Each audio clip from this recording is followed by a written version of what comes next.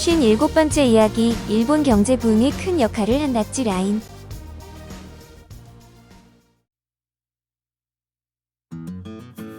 동유럽과 아시아 지역에서 공산주의가 빠르게 확산되고 이를 정치 이념으로 표방하는 정권이 늘어가는 상황의 위기감을 느낀 미국은 아시아 내 적화를 저지할 기지가 필요하다고 판단했습니다. 이에 따라 당시 정황이나 지리적 특성을 종합하여 고려한 후 일본이 기지로서 가장 적합하다는 결론을 내렸고, 이후 도쿄 재판이 진행되는 동안 이미 아시아 기지 건설을 위한 미일 협력 계획을 구상했습니다. 이 계획을 실행하기 위해 미국은 전후 일본의 복구 사업에 적극 협력했고, 이 과정에서 전후 일본 경제의 부흥에 큰 역할을 한 것으로 유명한 다찌 라인이 일본 현대사에 등장했습니다. 미국의 대일본 정책. 제2차 세계대전을 통해 미국은 전에 없이 강한 국력을 자랑했는데, 이를 이용해 종전 후에도 전 세계 모든 나라에 영향력을 미치는 리더로 거듭나면 정치, 경제 방면에서 이익을 보장받을 것으로 기대했습니다. 그러려면 먼저 미국식 자본주의에 입각한 정치, 경제 시스템을 전 세계적으로 보편화해야 했는데, 이런 때 일본의 패망은 미국의 계획을 시행하는 데 아주 좋은 기회를 제공한 셈이었습니다. 한편 1947년 이후 국제사회에서는 미, 소 양국의 대립관계가 돌이킬 수 없을 만큼 악화되면서 본격적인 냉전 시대가 시작되었습니다. 또한 중국에서는 공산당이 해방전쟁을 지휘하여 전투마다 승리를 거두어 점점 민심을 얻어갔는데, 공산주의가 확산되는 상황을 보며 미국은 신속하고 강력하게 이를 억제할 정책을 고안해내야 했습니다. 자본주의를 확산시켜 미국을 중심으로 새로운 세계 질서를 구축하려는 미 정부 정책의 일환으로 일본은 아시아 태평양 지구의 반공장벽이 되어 공산주의 세력을 감시하는 기지 역할을 하게 되었습니다. 미국이 패전국인 일본에 대해 원래 구상했던 처리 방안은 비무장화와 민주화였으나, 일본을 기지로 활용하기로 결정하자 일본 점령 정책 노선을 재무장화와 경제 부흥으로 대폭 수정했습니다. 수정된 주요 내용은 미국이 일본의 정치와 경제를 다시 일으키는데 적극적으로 협력해 빨리 자립하도록 한다는 것으로 입장을 대대적으로 수정한 이 일을 두고 역코스라고 부릅니다. 1942년 2월, 당시 미국 대통령 트루먼이 디트로이트의 은행가 조셉 M. 다찌를 초청하여 메가더와 연합국 최고사령부의 경제재정 고문이 되어달라고 부탁했습니다. 그러자 다찌는 우선 일본의 경제 안정을 위한 경제안정 9원칙과 자본 안정 3원칙을 규정해 실시했는데, 그가 시행한 정책이 바로 다찌 라인입니다. 미국 전략가들은 제2차 세계대전이 벌어지기 전부터 일본과 한국, 타이완, 동남아시아의 식민 통지 지역들 간에는 이미 핵심 국가와 주변 국가로 역할이 나뉘었다고 생각했습니다. 만약 미국이 일본 경제 부흥을 돕는다면 일본이 다시 아시아의 공업, 제조업 분야에서 선두를 달릴 것이라고 판단한 것으로, 그렇게 되면 미국이 원하는 자본주의 세계화를 노릴 수 있었습니다. 일본 재건 프로젝트는 자본주의를 기초로 하는 자유 경제 신체제를 구축하기 위한 미국의 중요한 첫 걸음인 셈이었습니다. 그러나 미국이 일본을 반공기지로 삼겠다는 정책에 일본의 군사결정의 자유를 인정하려는 의지는 전혀 없었는데, 일본 내에서 군국주의 열기가 아직 식지 않은 데다 전 세계 이목이 집중되어 있었기 때문입니다. 따라서 일본의 재건을 추구해도 일본의 군사 문제는 섣불리 건드릴 수 없는 문제였고, 일본 경제가 살아나면 아시아의 일본 중심의 배타적 경제권역이 형성되어 미국을 위협할 가능성도 있었습니다. 그러므로 미국은 일본의 정치적 야심과 군사 능력을 억제하여 일본을 온순하게 하는 한편, 한국과 중국 등 동아시아 국가가 일본에 대한 의혹과 불신을 해소하고 긴밀한 경제 체제를 구축하도록 노력했습니다. 신경제정책의 성과. 일본은 제2차 세계대전 초반에는 승승장구하는 듯 했으나 전쟁이 장기화될수록 일본 경제는 붕괴되고 있었습니다.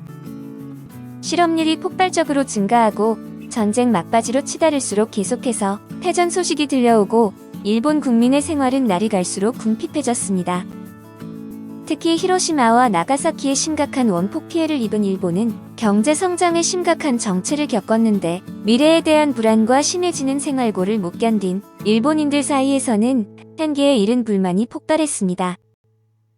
이런 상황에 일본 도쿄의 연합국 최고 사령부 경제 재정고문 역할을 맡은 조셉 다찌가 건너온 것으로 도착하자마자 경제를 안정시켜 발전 궤도에 오르도록 다찌 경제 정책을 실시했습니다. 조셉 다찌는 먼저 일본 화폐와 미국 화폐 간의 환율을 1달러에 360엔으로 고정하고 수출입 상품에 대해 가장 먼저 고정 환율을 적용하여 일본의 무역을 활성화했습니다.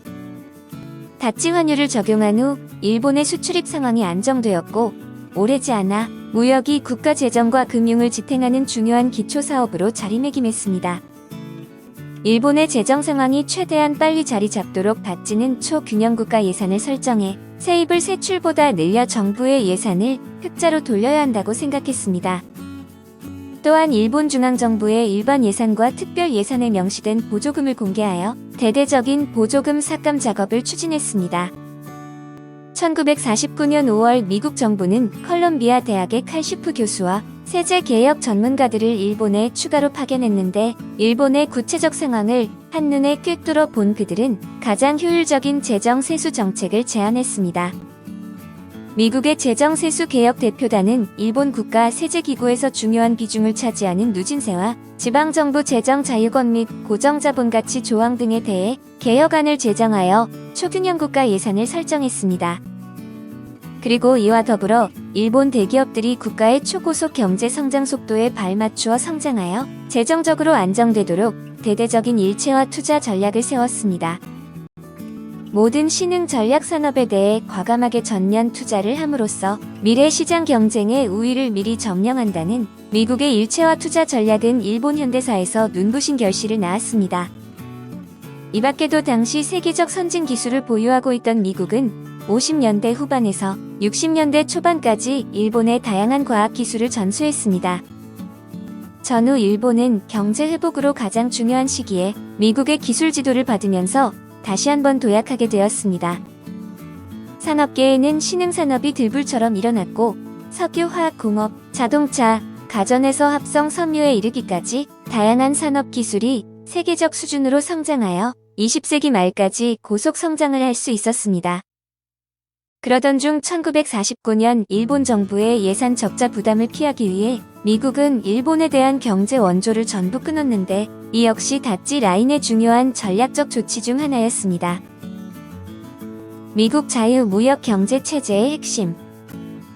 제2차 세계대전 이후 미국과 소련의 관계가 급속히 악화되면서 미국은 국제적 권리기구를 새로 구성하여 자국의 권익을 보장하고자 했고 미국의 의도대로 국제적 자본주의 체제가 형성되었습니다.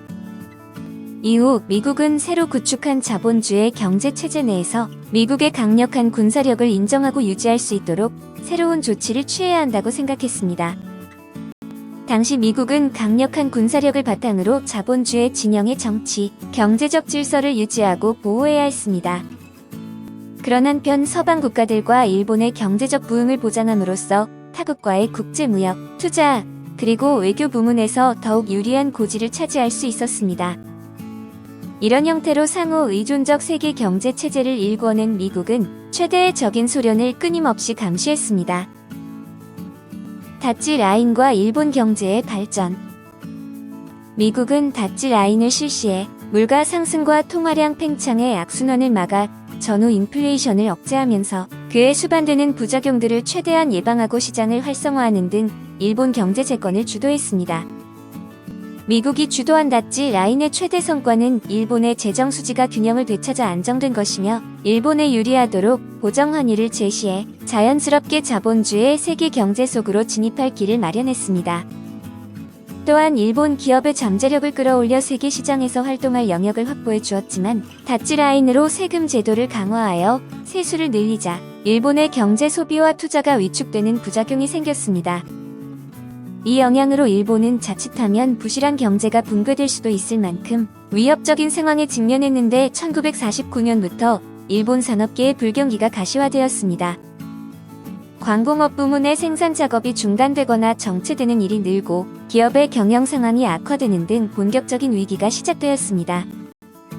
다찌 라인은 인플레이션을 막는 데는 큰 효과를 발휘했으나 정책의 효력이 너무 강력했던 탓에 디플레이션이라는 부작용을 초래한 것입니다. 이렇듯 미국이 일본에서 시행한 다찌 라인은 일본에 막대한 이익을 안겨주었지만 그런 반면 한순간에 무너질 수도 있을 정도로 엄청난 위험성을 안겨주는 양날의 검이었던 셈입니다. 하지만 일본 역사를 긴 안목으로 볼 때 전후 일본이 다찌 라인의 실시로 호경기를 맛본 달콤한 경험은 이후 일본의 경제 발전에 긍정적인 결과를 미쳤습니다. 경제안정 9원칙과 자본안정 3원칙의 주요 내용. 그럼 전후 일본의 재정 균형에 가장 큰 공을 세운 경제 안정 9원칙의 자세한 내용을 알아보도록 하겠습니다. 1. 균형 예산 편성. 2. 징세 강화. 3. 기업 이용자의 엄격한 제한. 4. 임금 안정. 5. 물가 통제 강화. 6. 무역 및 외환 통제 강화. 7. 수출 촉진을 위한 자재 배급 효율화. 8. 광공업 생산 증대. 9. 식량 공출 능률 향상. 자본 안정 3원칙은 재정 적자를 불러올 만한 요인을 배제한 정책입니다. 1. 노동자들의 임금 동결. 2. 물가 고정. 3. 보조금 금지. 이 두 가지 정책은 전후 일본의 경제를 회복시키고 안정적으로 발전하도록 이끈 가장 결정적인 경제 정책 방안입니다. 전후 복구와 부활하는 경제로 이어집니다.